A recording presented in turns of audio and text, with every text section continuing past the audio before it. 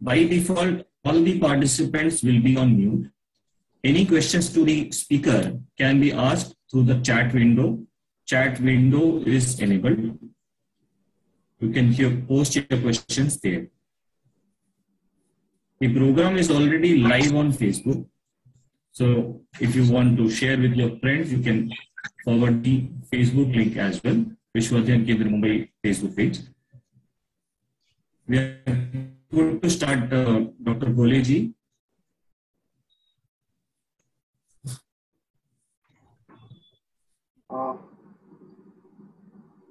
It's 10:20 and we start at 10:30.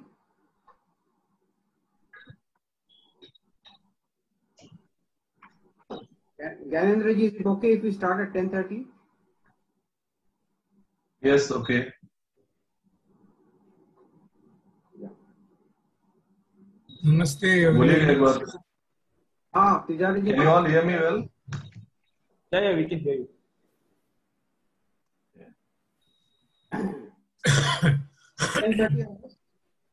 Now, good morning, everybody.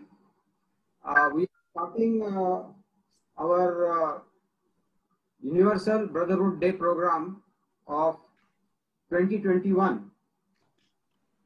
Now, I am requesting our General Secretary of Vishwardhan Kendra Mumbai, Shri Gyanendra ji Mishra. Gyanendra ji is by profession, he is involved in marine activities. He has got a company into marine engineering and marine operations. And I now request him to welcome all our guests and all people who are listening to this program. Over to Gyanendra ji.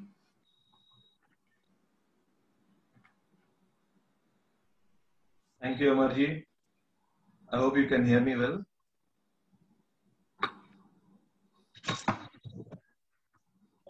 You all can hear me well, right? Yes. Okay. Good morning, namaskar, and welcome to the wonderful morning on this great weekend. Thank you so much for accepting our invitation and being present here. Let me assure you that you are going to have an enlightening morning to begin your weekend with. This is Gyanendra Mishra, General Secretary, VAK, Vishwardhan Kendra. Allow me to say something about Vishwardhan Kendra. VAK is a registered non-government, non-profit organization with an objective to serve as a platform that airs views on national and international events or incidences keeping India's best interest in mind, understands, assesses and tries to form India-centric opinion and further share our findings and thoughts on appropriate platforms. VAK's tagline is A na bhadraha kritano yantu vishwataha. I repeat, A no bhadraha kritano yantu vishwataha. Arthat, that means let the noble thought come to us. Let it come to us from all the directions. And that sums it up all for us, as VAK also serves as a forum for understanding the various cultures and traditions around the world and promotes research studies on them. VAK, like every year, is celebrating Universal Brotherhood Day this year as well. We celebrate Universal Brotherhood Day on the backdrop of Raksha Bandhan, a festival that symbolizes relationships, bondings. Every year we discuss on international issues, relationships, but the world relationships are becoming very complex, complicated, becoming more dynamic and fragile. And we are compelled to ponder upon the cause and effect as well. So the topic today might seem a bit of deviation from our vision, but mind it is not. It is the part of the package of relationship and bonds. I am sure you look to see and listen our distinguished guest, Shri Manpreet Singh Nagi ji, who is President of Indo-World Chamber of Commerce, apart from holding many more accolades to his kitty. So I will not be taking much of your time and will hand over the rein to my good friend, my senior colleague and senior most member of VAK, Dr. Amar Bhole ji, who will be moderating or handling this session for all of us here. I wish to thank and welcome our distinguished guest and of course to all of you again here. Have a wonderful session and great day. Over to Dr. Amar Bhole. Thank you. I would like to introduce now our chief guest and our chief speaker for today's program, that is Mr. Manpreet Singh. Manpreet Singh is actually involved as a president of Indian Chamber of International Business. He is involved in many activities, and especially those related to Afghanistan. And he has many friends there. And since his main forte is to improve the Indian businessman activities abroad and to promote Indian business abroad, that is his main forte. Coming to his other qualification, it's a very, very long biodata, but I have tried to cut it short. Basically, he's a chemical engineer from Mumbai University. He has done business management from Indian Institute of Management, Bangalore. He is a paints and coating specialization and mechatronics specialization from IIT Mumbai. He has got Chem Informatics qualification from University of Amsterdam, Netherlands, and he's also Intellectual Property Certification, World Intellectual Property Organization, Geneva. From there also he has got a certification. He is a global consultant since 2014 for PPP projects, that is public-private participation. He is CEO of Sunny Enterprises. He is a owner of Ecofit India. He is managing director of Rashtriya Engineering Private Limited. As I already mentioned, he is president of the Indian Chamber of International Business. He is the president of Georgia-India Joint Business Council. He is a board member of Dr. Babasaheb Ambedkar Technology University at Lonere, that is Batu, we popularly call it as, Government of Maharashtra. And he is a goodwill ambassador to the government of Netherlands, and he is connected to, I can claim that he is connected to almost 100% of all the consulates, including all the countries in Mumbai. He is directly connected to them. He is directly connected to all the consulates of all the countries in Delhi also. He has got a very vast experience in this field. I request everybody not to go on his age, which is in his early 40s, but he has got a tremendous credentials to his credit. And his main aim, as I have already said, is to promote Indian business and to promote Indian businessmen abroad. And he has been largely involved. He has been working with the Ministry of External Affairs and so many ministries in Government of Maharashtra. He is working with so many ministries. So I don't know from where he finds time for all this. Now, I don't want to be between you and all the listeners and Mr. Manpreet Singh, and I hand over the reins to, or I hand over the mic to Mr. Manpreet Singh to please go ahead with his thoughts today. Thank you, Manpreet. Bholeji, thank you so much for such a detailed introduction, which was definitely unnecessary, and but so nice of you. And I would like to thank Gyanendra ji also for getting me here and opening today's session. I would like to thank VAK or Vishwa Adhyan Kendra for having me here today as a speaker. You know, it is with great passion that I would like to talk about India and Afghanistan. This is something that has got ancient connection. It is not a question of bilateral relations or dealing with another country. It is about dealing with our neighbor, our immediate neighbor. I'm not sure if anybody or many people were aware until recently when our Home Ministry pointed out that we share a border with Afghanistan. We have a 106-kilometer border with Afghanistan, which is currently as part of POK. So definitely India shares a border with Afghanistan. It is our immediate neighbor. It is our brother since centuries. The relationship between India and Afghanistan is not only when it comes to trade, but it is culture, it is history, it is a part of our legacy. This is what I must say.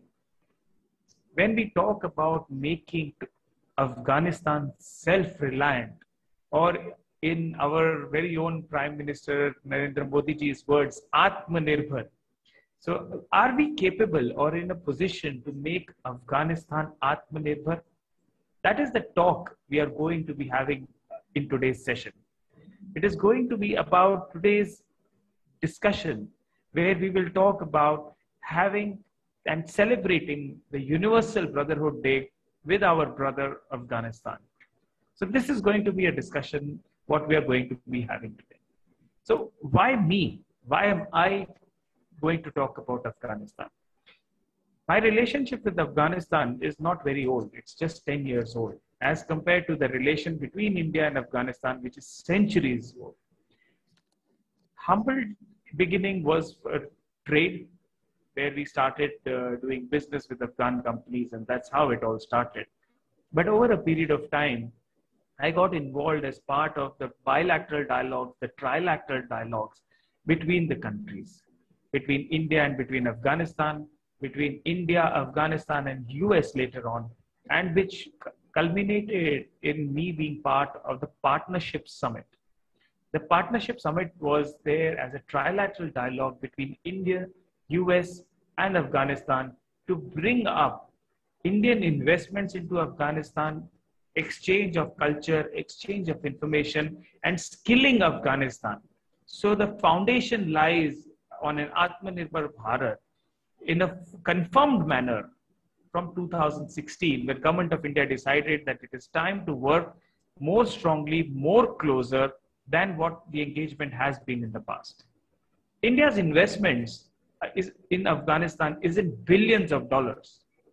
And if you ask me, what do you gain out of that? Well, you have a well-developed neighbor. So you have heard about in the chain, the weakest link is the problem. So we did not want our friend Afghanistan to be the weakest link in the chain. We wanted it to be one of the strongest. We wanted it to support us in our endeavors to getting access to the rest of the world. Afghanistan is a string of pearls that we have, and it adds value to India's trade and business and outreach to a part of the world where it is difficult to reach in today's times. Our immediate neighbor is Pakistan. We all know the political implications of having a neighbor like Pakistan, it being a terrorist hotbed and being used by different types of sources and platforms and all kinds of antisocial elements that are being harbored by, less said the better, which organizations. So this is a time where we needed to be present to ensure that we have the support of most of our neighbors. In today's times, we find that the trilateral dialogue is more important than bilateral. And in today's times, after recent changes, it is more on a multilateral level. I would like to talk about our ancient connection. Story of the Kabuliwala, we've all heard.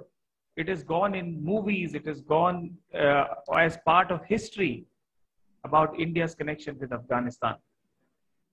Flowing on, the cultural aspect was enforced by Bollywood, where you have every Afghan singing Bollywood songs and singing Away to Glory. Any Indian that goes to Afghanistan and says that he's from India, he gets a Jadoo ki Jappi, as you call it. He treats you like his brother. He has grown up listening to your songs. He has grown up listening and watching the Bollywood movies. He's grown up listening to the fact that India has supported and helped the common Afghan. Since birth, he has been listening to this. So the moment he sees you, that love comes out. And it is very evident. You go there and people start singing songs along with you. And not only today's times, right? They start all the way from Raj Kapoor songs. So that is the connection. That is what brings you to the fore. Vishwa Adhyan Kendra has been working on people-to-people partnerships, on relationships, on policy, on dialogue, on bringing together the think tanks. And I must appreciate its efforts. This is the time to support Afghanistan to become Atmanirbhar. What are the sectors that we can do this in? Of course, trade and commerce. Economy sets the ball rolling.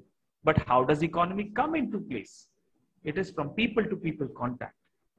The more you meet the people, the more you talk to them, business always follows. That being said, when we move ahead, what next? Where are we today? With the Taliban having a major and sizable presence or so-called occupation of Afghanistan, is it today the legitimate government of Afghanistan? This is something we need to ask. But does that also mean that we say that no, it is a branded terrorist organization and we will not talk? Dialogue is one of the most important things that goes on. Dialogue should never stop. That is one thing that the government of India under Narendra Modi ji has taken up and said that we will engage, we will talk, we will assess, and we will see how best we can help our neighbors, our brother, which is Afghanistan. We have built dams, we've built bridges, we've built roads in Afghanistan. We have hundreds of people, even right now, that are working and staying back in Afghanistan. Although India has been telling, requesting everybody since a while to come back to India, to report to the embassies, and that is another story. But the people who've been living there since 10 years, 20 years, they feel that no, it is their duty as an Indian to help Afghans. That is the love that is being given by Afghanistan to India. We also have to understand what more we can do, how we can culturally connect, how we can connect by the medium of sports. There are football clubs. You have seen what the Afghan cricket team has done. Who has trained the Afghan cricket team? How many Indians are there in the Afghan cricket team? Where was Afghanistan 10 years before in cricket? So these are the changes where we are helping them help themselves. We are training them. We are skilling them. Women empowerment. We all know where women empowerment was in 2001. From 96 to 2001, when in the previous regime of the Taliban. And what happened later on? Is it that same thing going to be repeating? This is what we are all going to see. We are going to analyze. We are going to keep at the back of our mind. There is a phrase, a muhavra. Ye doodh ka jala chai bhi phuk phuk ke pita hai. It is your track record that is speaking. It is Afghanistan's track record that is speaking.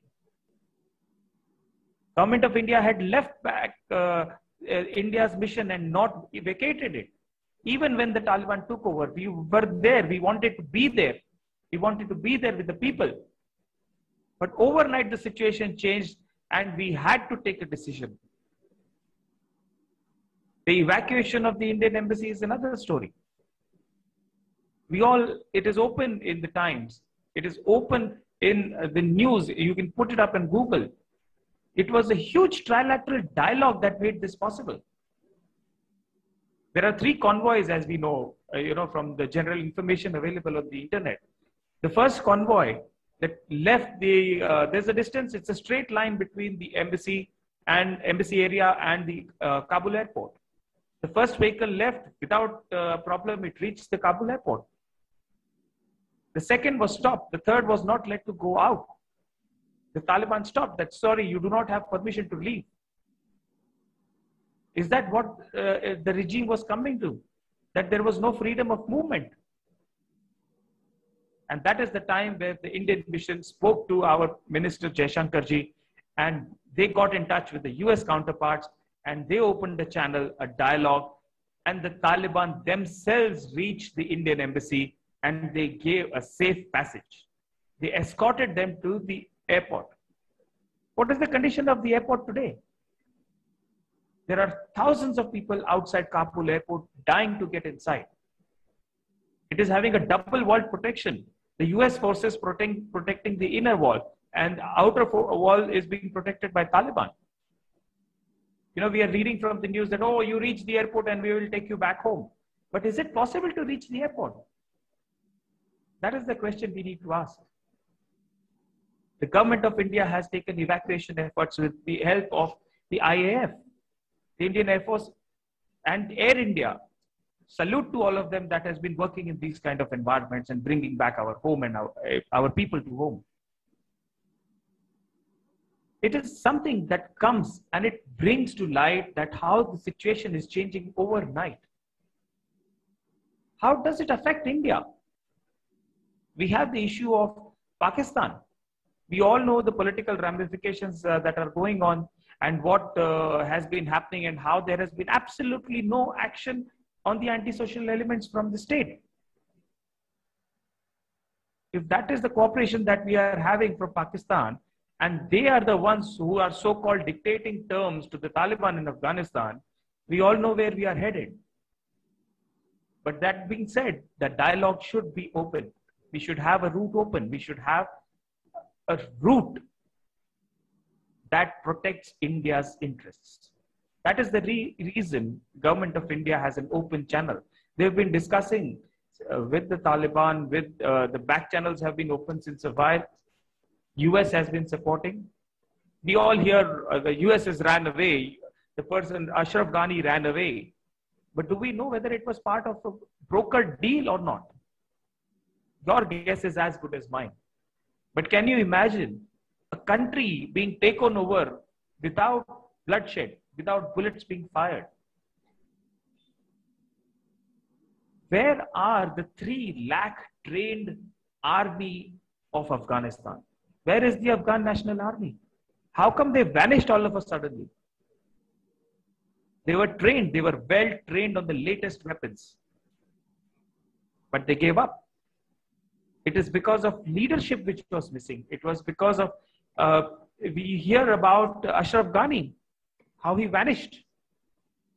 That left a country without a head. And when that happens, we all know, we have seen from history of India, from the wars of the princely states of the kings, when there is no leader, the pawns always fall. Talking about leaders in Afghanistan, how come no other leader ran away? We still have Abdullah who's sitting on the table across the Taliban and talking to form a provisional government, to take the move forward. He's the ex-CEO of Afghanistan.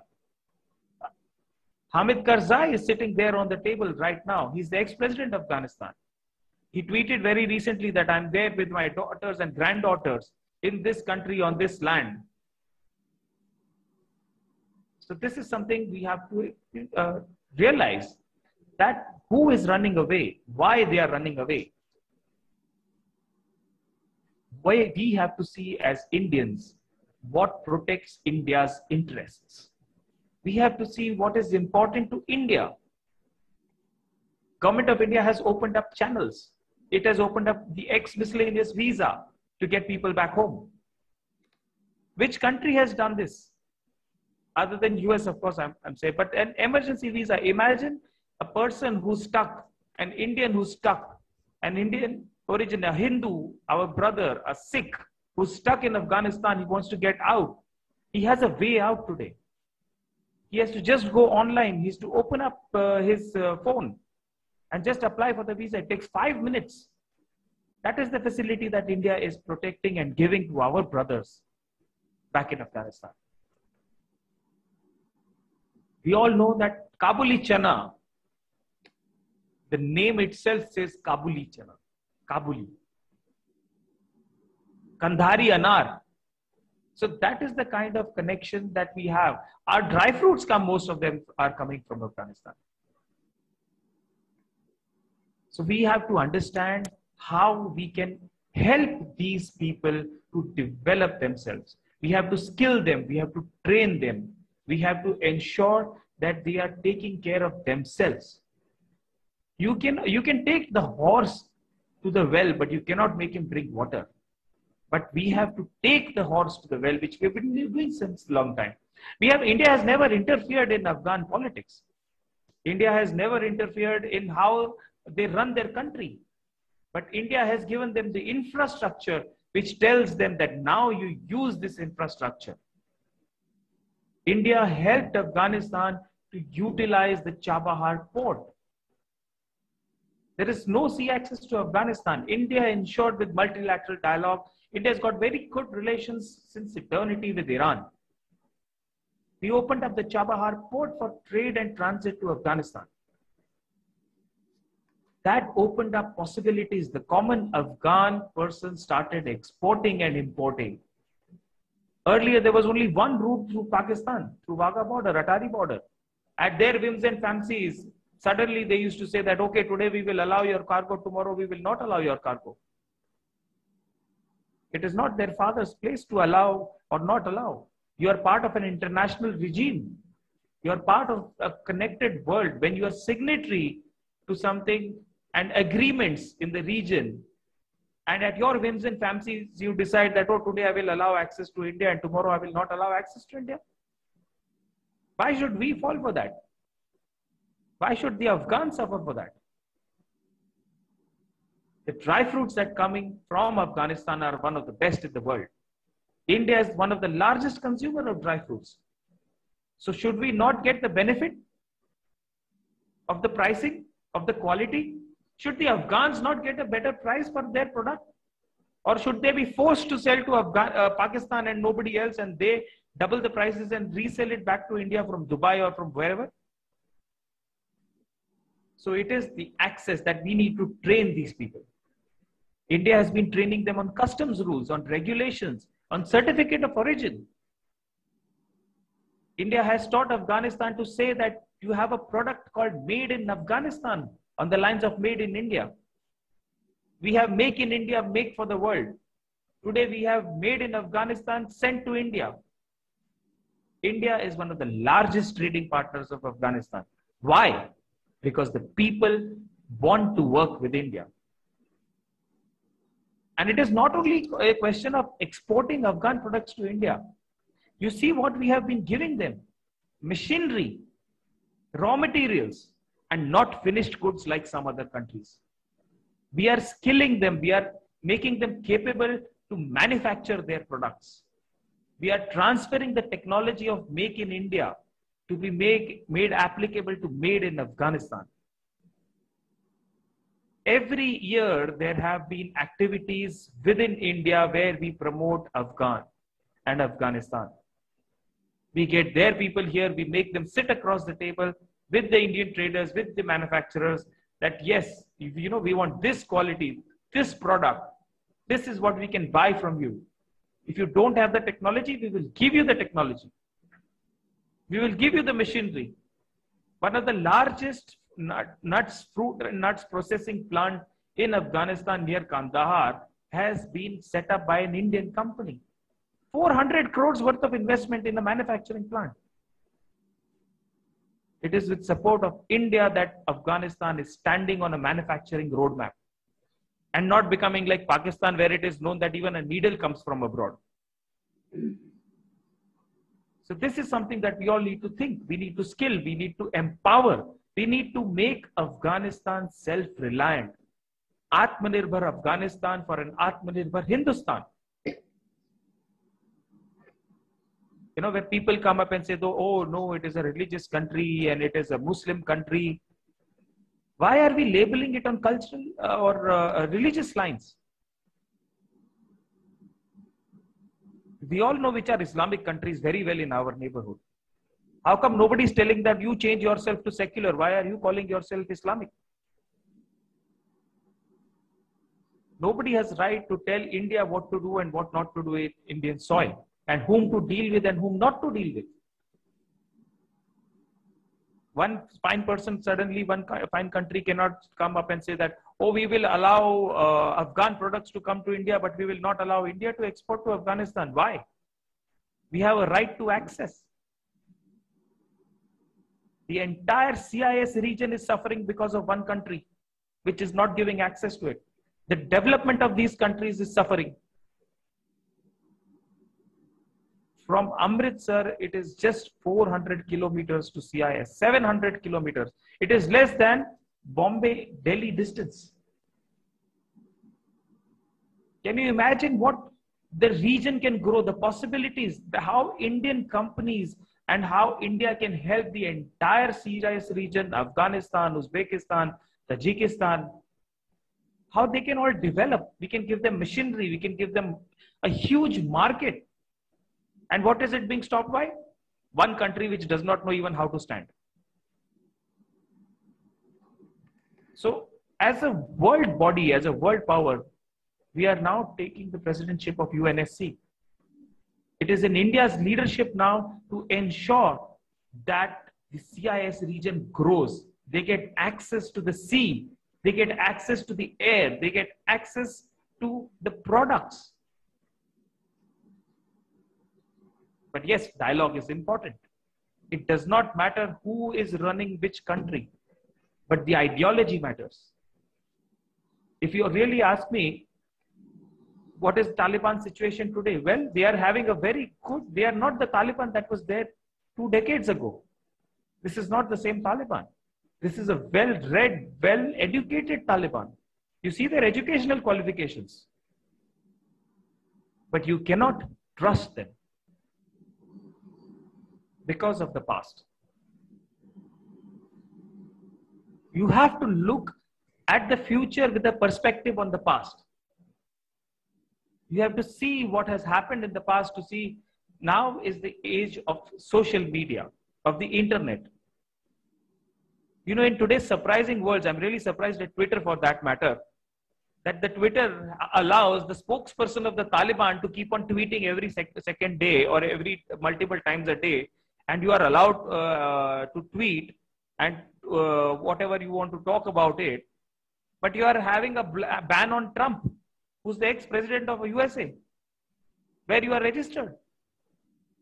What kind of a democracy is this? What kind of a free speech is this? Where a so-called terrorist organization is allowed to talk whatever they want and create an image saying that, oh, you are changing and you are, it's called whitewash. Who is helping these people whitewash? Who is the person behind this? Who is training them? Who is killing them?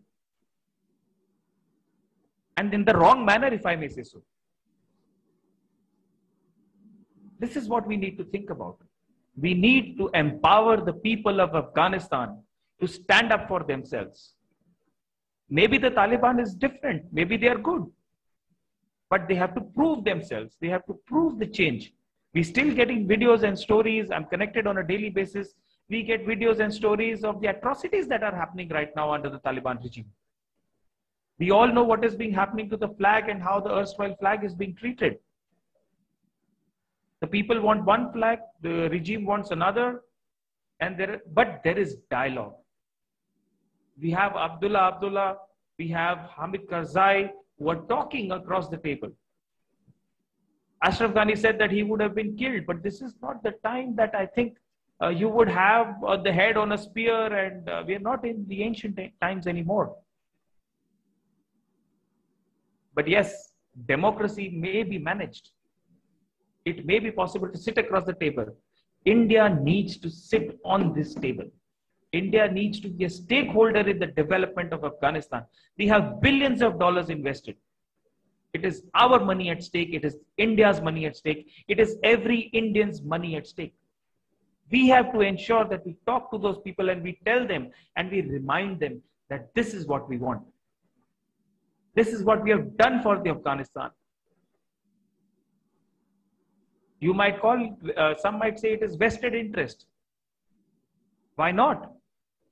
We have a right to protect our borders. We have a right to protect our soil. We have a right to ensure that no third country is used against India.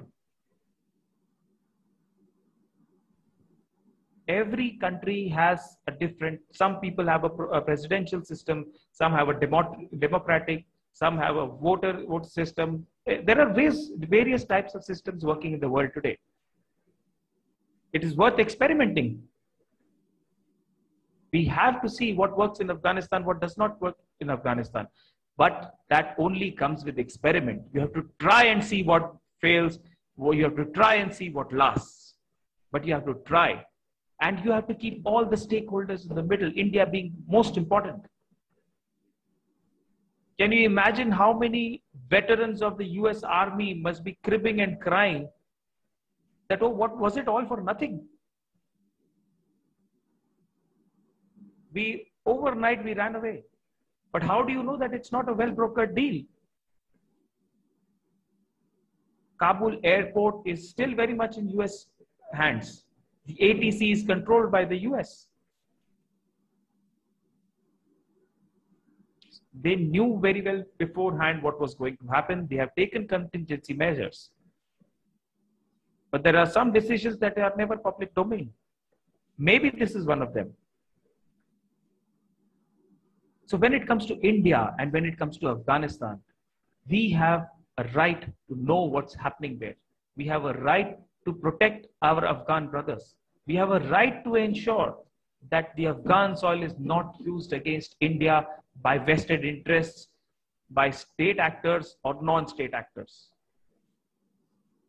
You know, you can always come and say, oh, you know, we are ourselves being troubled by this terrorism. We have one country keeping on repeating this every day. We ourselves are suffering. Who formed this? Have you taken any action against that? Have you tried to stop it? Have you brought in a third country or a fourth country to say that, oh, we need help with this thing? We ourselves are suffering. Protect us, save us, help us. What is wrong in asking for help? Why can't a government say that, okay, you know, we are not able to manage, we tried and we failed. There is nothing wrong in admitting failure. It's the first stepping stone to success where you recognize that you have failed in something. Only then you will move on. Otherwise, you will keep on repeatedly failing. So our immediate neighbor needs to admit that we have failed. We have failed to control the non-state actors. And maybe bring in India for that matter to help them. We are a society which is very inclusive. Hindustan has been taking care of itself since centuries. We would love to help our neighbors come to stability, because stability of our neighbors is stability of the region. We can focus more on other aspects. A stable region, a fellow neighboring country which is on good terms with us. What more does India want?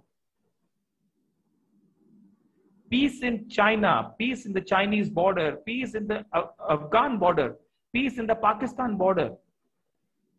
How much money is India spending on these things? That can come to education.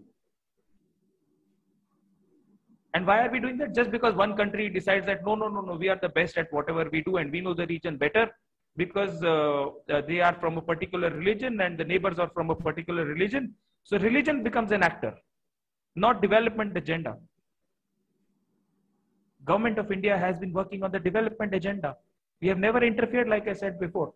We work on building infrastructure in India and outside India. One of the largest investments of India is abroad is in Afghanistan. And all possible sectors.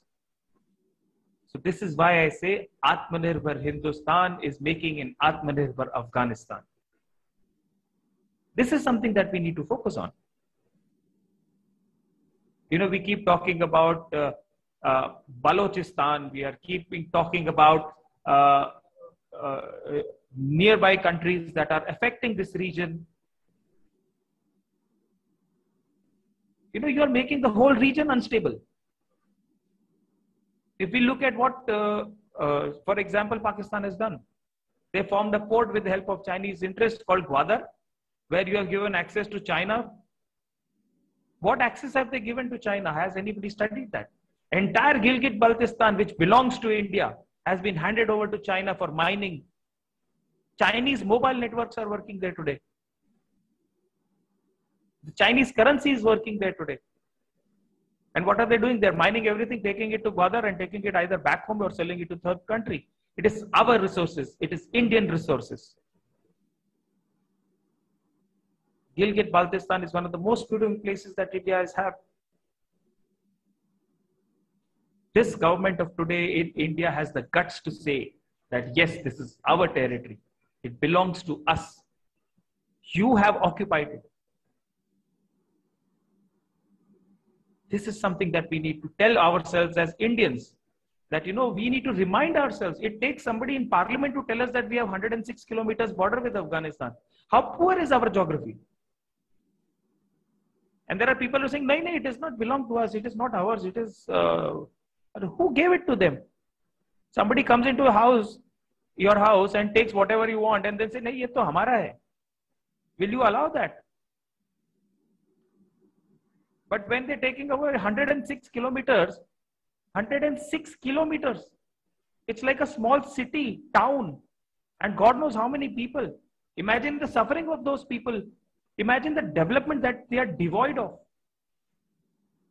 One of the best things India has done is abrogation of Article 370. Every Kashmiri today has got the same right as you and me, which they were being deprived of. They could not take benefits of government schemes. The women of Kashmir were not giving access to so many schemes of the government. Today, they can walk up to any bank, any government institution, start their own business, start their work from home. They can take up employment. They can work. They can help support their families. Kashmir has suffered enough. And on top of that, now we are adding another burden of Afghanistan and Pakistan. And do you think we should let non-state actors take control of an entire country and have the ramifications in our country, in Kashmir? And you have some actors out of Pakistan and coming and saying, nahi, nahi, ab to Kashmir hamara hai, tumhare baap ka hai. Learn to take care of your own house first before looking into the others. There is another muhavara and kahavat, जिनके घर शीशे के होते हैं, वो दूसरों के घर पे पत्थर नहीं मारते. We need to remind this to the Pakistan state and non-state actors. Get your house in order. India wants a successful neighbor. India wants a stable neighbor. Then let it be China or Afghanistan or Pakistan or Sri Lanka for that matter, or Bangladesh. Talking about Bangladesh, the biggest achievement of government of India, we had so many enclaves of Bangladesh in India and India in Bangladesh. You walk 10 meters, you are in India. You now walk another 10 meters, you are in Bangladesh.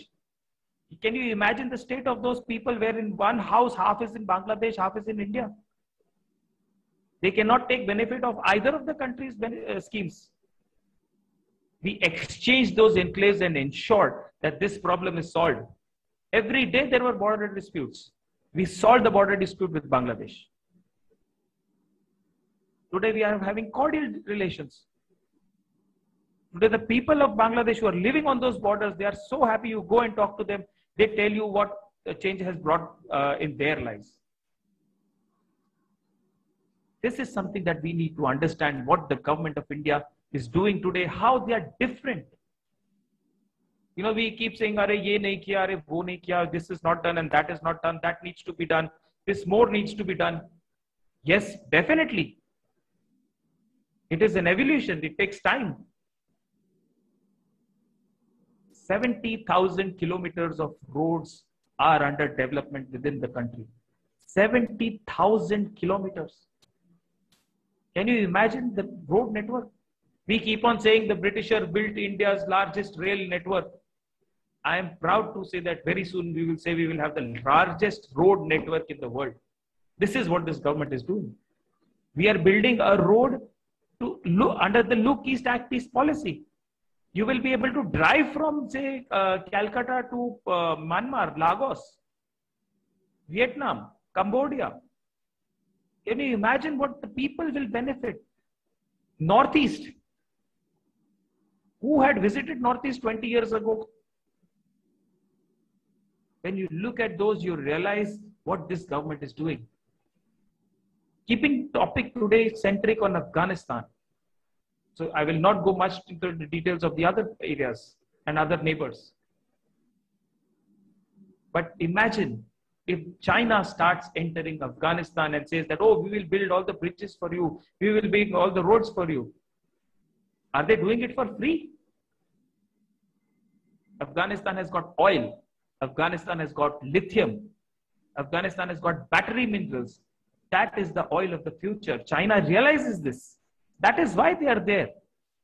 That is one selfish country that I have ever seen. Have they worked in, India does not give loans. It gives lines of credit. We are not a landlord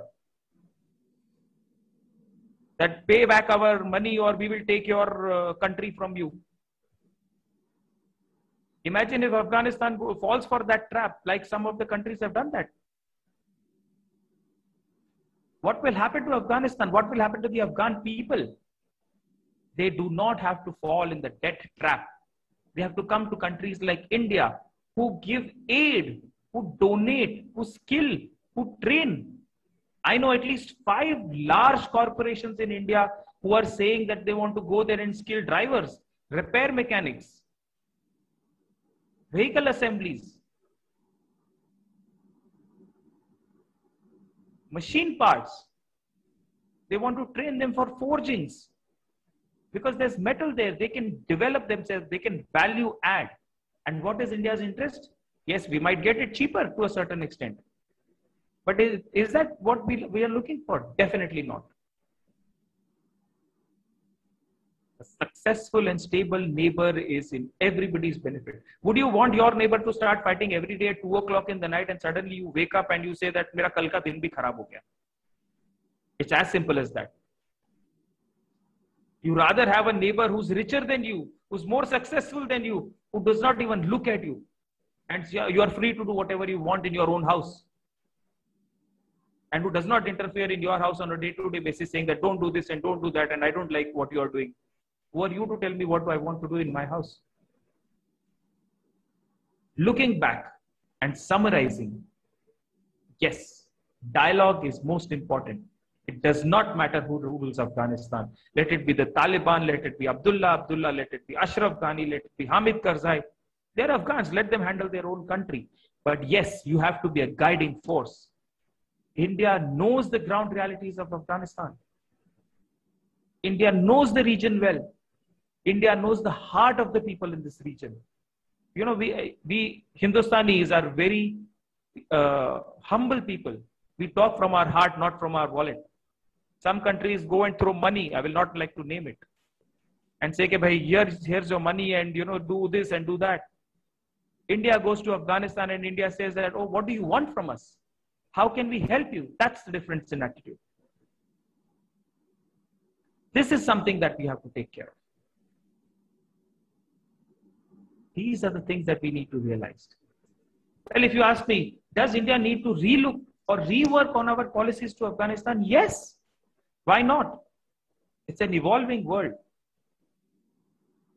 It's changing times. We have to move with the change. Some major economic projects are in the region get affected by what's happening in Afghanistan. India's market to the entire CIS gets cut off. Why should India not get that market? Entire CIS region has been dealing with Russia. Why not India? We are better, we are cheaper. We are nationalistic. Why should we destabilize? Money is not everything, let me say. You know, I'll give you one example. So this is something that I would like to put out. You know, we all remember our childhood friends. You know, some people might say India does not have money to do this and India does not have spare funds and we don't have enough in our own pocket. So I will give you one very nice example. We have all had childhood friends. We all have childhood memories. Today, we are much better off than that. We can go to 5-star hotels. As a child, we used to sit on the bakra and eat vada pav. We remember that vada pav and not the 5-star hotel meal that we had last week. So money is not everything. It is the feelings. It is the relation between two brothers that matters.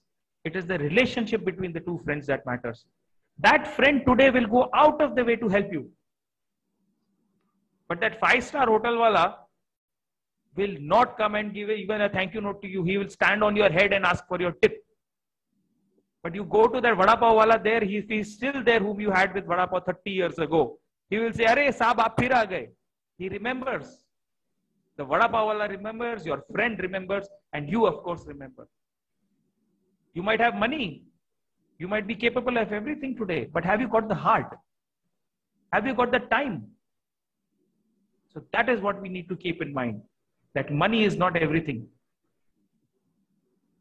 Hindustan दिल से काम करता है, हिंदुस्तान दिल से बात करता है, और एक हिंदुस्तानी का दिल कोई तोड़ नहीं सकता. This is something that I want to inform.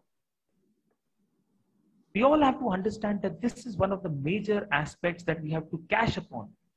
The relations, the ancient connection of the Kabuliwala with India. You know, we are importing almonds from California. And then suddenly we realize that no, we can get it from Kandahar. Saffron, we have been getting from Spain once upon a time. Afghan saffron got voted as the world's best saffron recently. India is teaching how to get this saffron. And do you know where Afghanistan cultivation of saffron started? How they learned this skill? From farmers in Kashmir. They had a delegation few years ago who came here, who saw how saffron is processed, who saw how we do things differently. India has taught Afghanistan to cultivate and process saffron. How many of us know this? Kashmir has the world's best saffron. And still we were importing from Spain or from wherever. This is what India is doing. This is how India is changing lives in Afghanistan. Imagine the farmer in Herat. He is the one who says that India is my friend because he gave me a livelihood. He gave education to my children. We have teachers who are teaching in Afghan schools on deputation. They are teaching them Afghan history.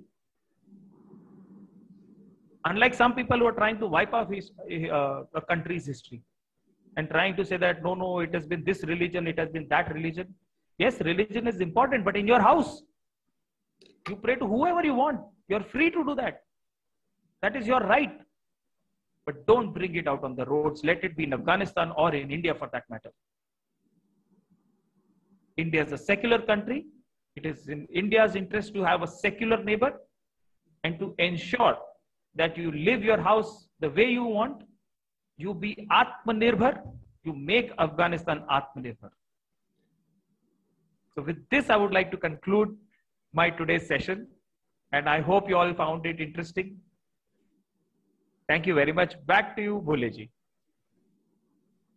Very, very enlightened and very, very spirited speech, Manpreet ji. I can only tell my wife has very little interest and she just opened the door because she is also listening. She just opened the door and came inside and she said, the best speech I could have ever heard.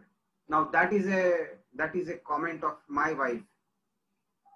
Now, I liked your approach, basically. Manpreet ji, I liked your approach.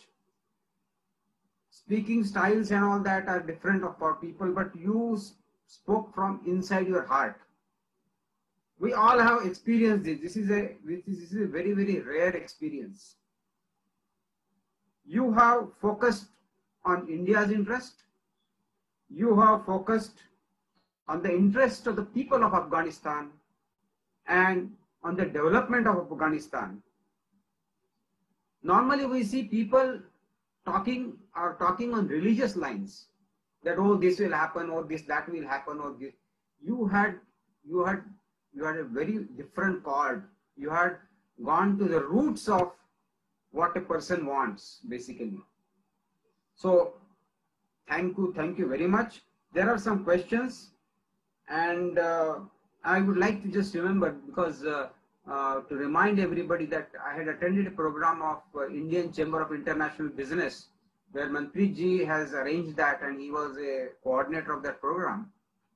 And there were three ladies who were talking from Afghanistan on that program, and were saying, Manpreet ji, please take us out. We want to have a better life. Please ask your country to give us some shelter. We don't want to remain here. So Manpreet ji was telling them, no, things will be better. Whatever we can do for you. That's, I could see, the three Afghan ladies were seeing a brother in Manpreet ji. And that is the biggest achievement. I was feeling like weeping that day, Manpreet ji. That was your biggest achievement in life. May God bless you. And there are some questions. Mr. Vijayji Chaure, he has one question. Are there any pro-Indian factions in Taliban? So, Bholeji, that's a very nice question actually. So let me highlight that, first of all, we need to realize that who is today's Taliban. So like I was saying, suddenly we had a 3 lakh Afghan army that vanished. So we have to think whether they've changed uniform or they've vanished. Second thing we need to think about is, these people, many of them, have been working for India since many years, since 2 decades to be precise, along with the US and all that. So there is a feeling of belonging. We have seen what India can do. Taliban is a banner, it is a platform. It comes down to the people. The people have seen what is possible. Maybe the leadership might not agree. But this is something that we have to think, that who is the Taliban? So definitely, yes, there are many people within Taliban that are pro-India. And I will not say pro-India or pro-Pakistan or pro-China, but it is a question of saying that, yes, they are our brothers. It is not a for or against war. The war is over, as they say. So this is something I want to say, that definitely, yes, there are a lot of people that are sympathetic towards India.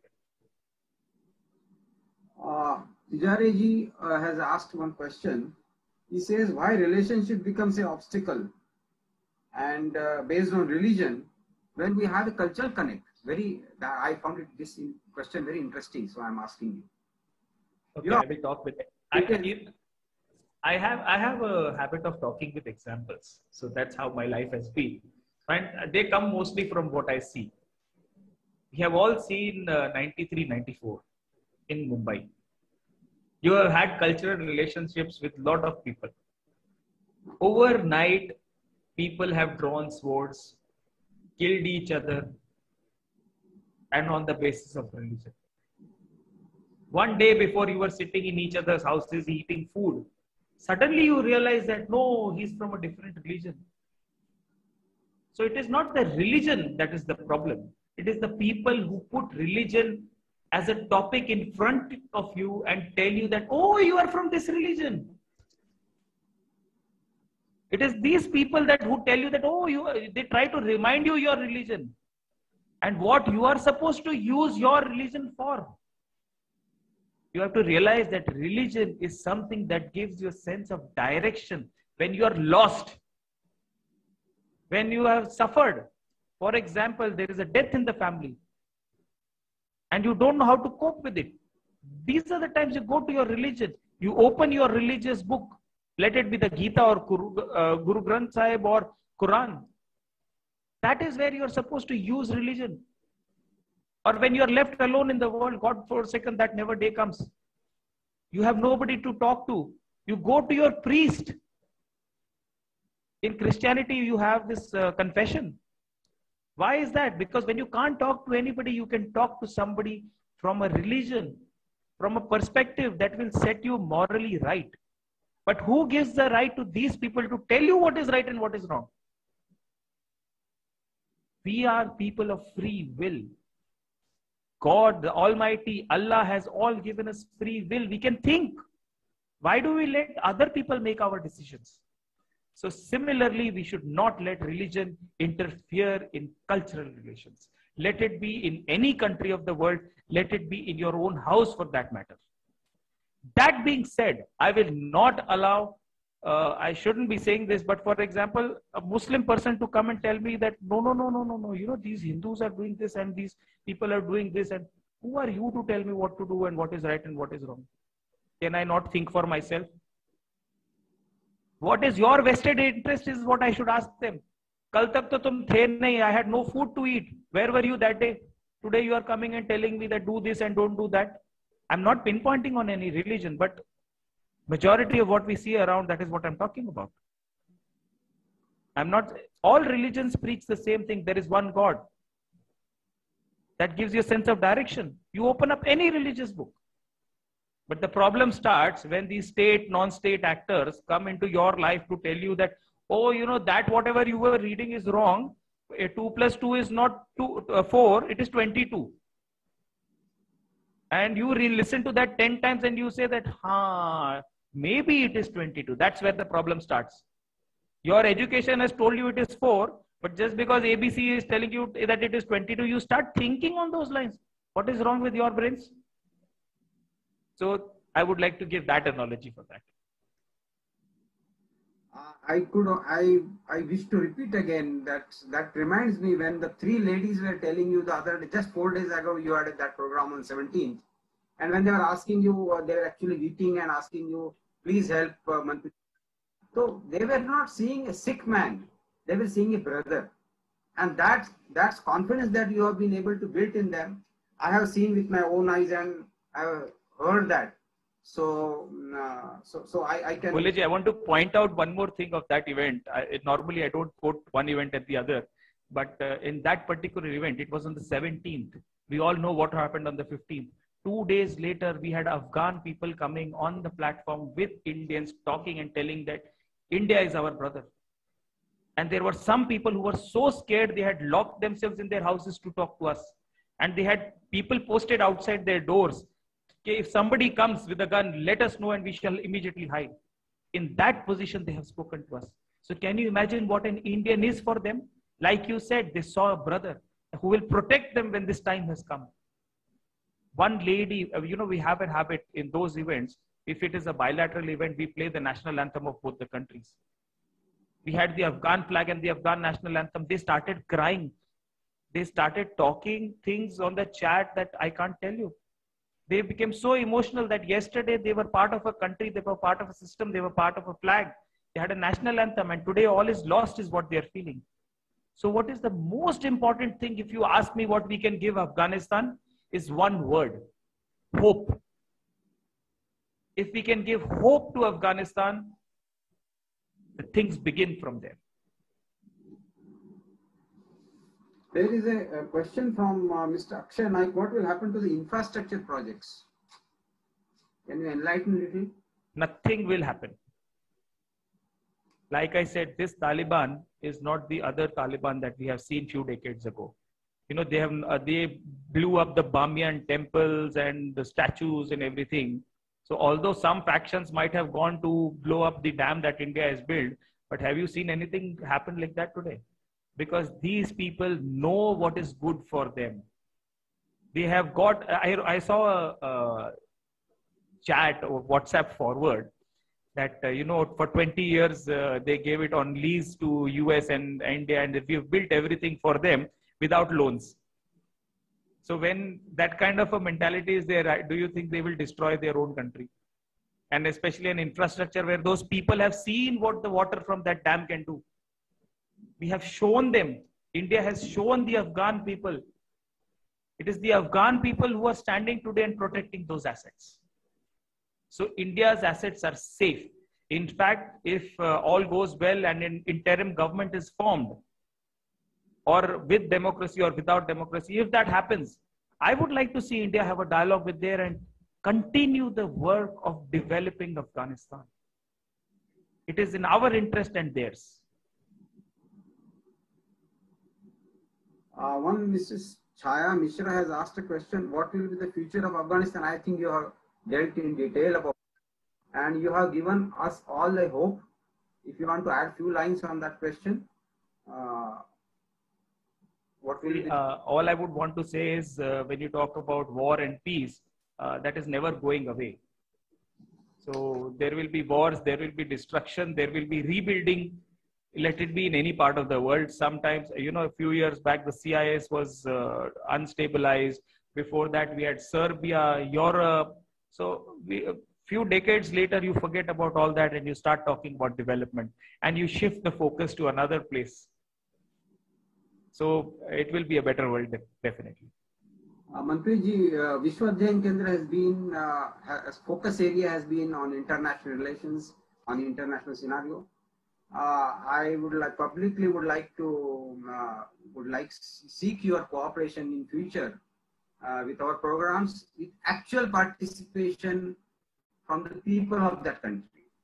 That would be the best thing, and I hope that in future we'll have better programs. I will be more than happy to help and support.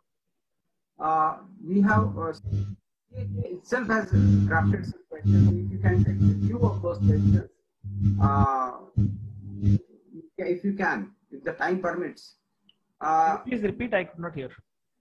Yeah, if the time permits, please take only a few of those questions which you find they very, very vital and very important. Okay, so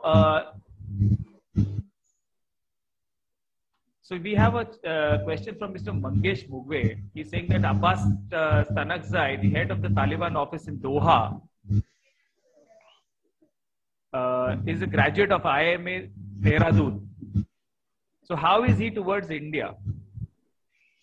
So the very fact that he is a part of IMA Dehradun should show that he is inclined towards India. He knows what we are.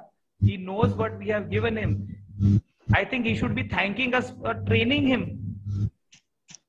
Today, wherever he is there, he is because of India. What more could he want? I think that is the beginning of dialogue. We should remind him that, and we should say that, okay, you know, you forgot that you've learned from us.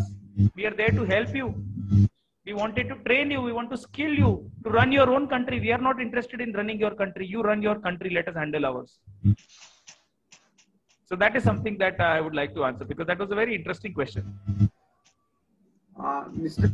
Chimburkar, you can ask your question on the chat box. Okay. This thing we are following.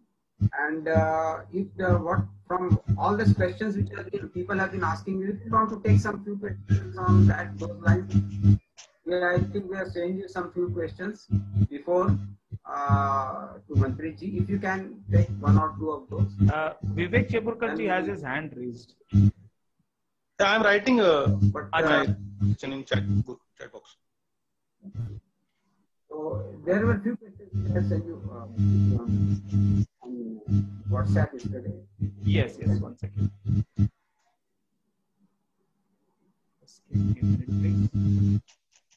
If you already dealt with it, let it remain. But we had most of them have been dealt with. Then Mr. Vivek Chemburkar, can you talk? Yeah, okay. Yeah, please. Yeah, I just saw. I have my question with a different angle, little bit. We have seen on electronic media and television that Taliban is the present rulers are implementing Sharia over there, and thereby restricting women's movement and all sort of things. So, under that context, will it be possible to establish dialogue with and this brotherhood to complete this with them? Is it possible? Vivek ji, let me tell you something that in every religion there are rules and regulations. So Sharia, so-called, like we say in Hinduism, is a way of life. So Sharia was supposed to be a way of life, which has been twisted and turned by vested interests. But if you ask me that change comes from within, it is for the Afghan people to realize that this needs to change. I would like to give the example of Iran. So when the Shah of Iran fell, and Iran became a completely Islamic society, which is where Afghanistan is today. And today, if you look at Iran, it is very different from the Iran of the 70s or the 80s. And it is much more modern. It has got all the possible amenities that you can think of. And the women are working everywhere. I have had the chance to visit Iran. And, the people are happy. The people are dressing as they would like to. Yes, they have to wear a headscarf. But me being a Sikh is wearing a turban. So it is as simple as that. They are not told that, okay, you can't do this and you can't do that. There are some set rules of every society. And if that society and if those people are happy with it, who are we to say yes or no? But change comes from within. It is for these women to become part of this government. It is for these women to come forward and make them change slowly. Rapid changes are never successful. We have seen that from history. That is the lesson that history teaches us. So yes, it will be slightly difficult in the beginning, but over a period of time, if the Taliban stays, then the change will be there. We will see that happening. With almost all questions coming to an end now, I request Mr. Negandhi ji, our treasurer, to put a vote of thanks.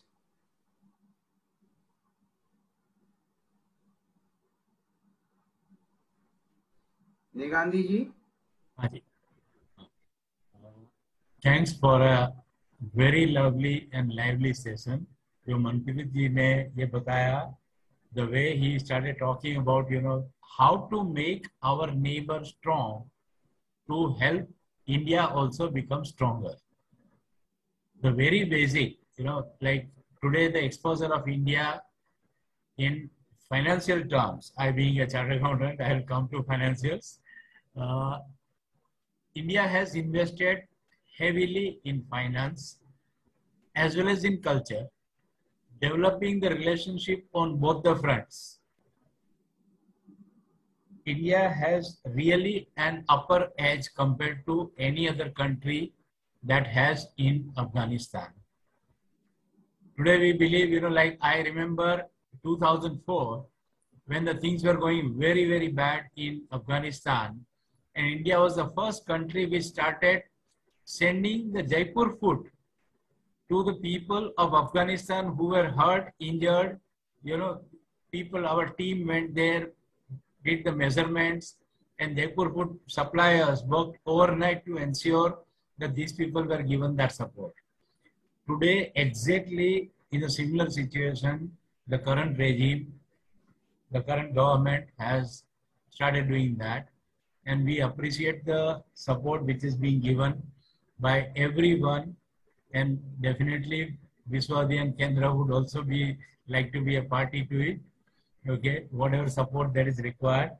I thank Manpreet ji, Bole ji, and the whole Viswadhyaan Kendra, as well as everyone who is listening to this conversation, and a very bright, very enlightening speech given by Manpreet ji.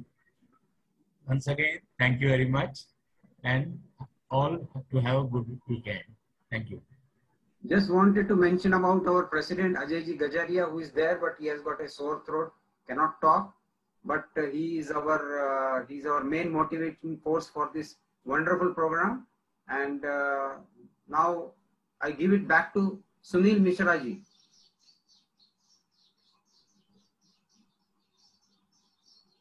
Thank you, Amarji. It was well articulated lecture from Manpreet ji, which has definitely given or enlightened our thoughts. So by this, we request to call a day. Thank you for joining with us. Thank you. Thank you so much. Thank you very much. Have a good day, everybody. Thank you so much. Thank you. Thank you, Mr. Tekin. Thank you. Thank you.